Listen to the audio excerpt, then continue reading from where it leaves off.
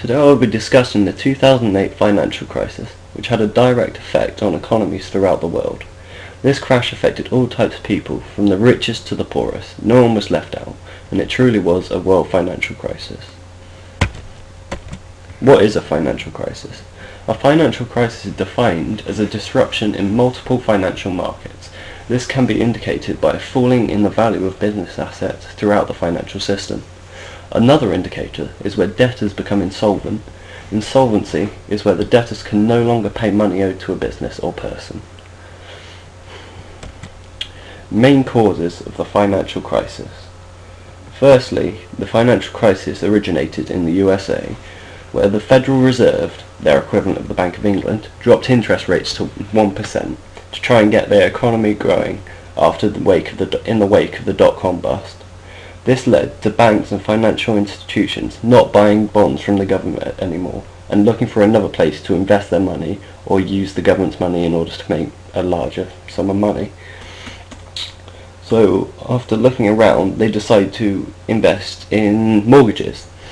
So they went on, it was going really well, lots of people were making lots of money out of selling cheap mortgages with a large commission on top of it to all types of people. They were selling them off so much that they ran out of people to sell them to anymore. After that, so they made lots of money from it and they wanted to make more out of greed. So they decided to sell things called subprime mortgages, which they sold to people that didn't need to pay deposit, didn't need any documents of any sort in order to acquire one, and they were very easy to get.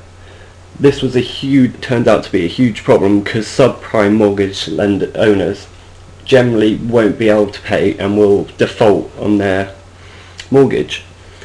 So after selling them all out, one by one, people started to stop paying and default on their mortgage, which wasn't necessarily a bad thing for the bank. They got their house back and the money they'd already paid on their mortgage. However, so many people defaulted on their mortgage. There was so lots of people defaulted on their mortgage.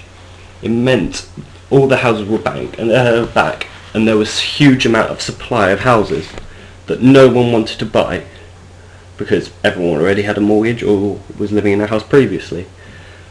This led to the fact that oversupply in a market is a terrible thing, as it drives down the price. If there's no one to buy to, all houses will decrease in value. So as this happened, it only escalated.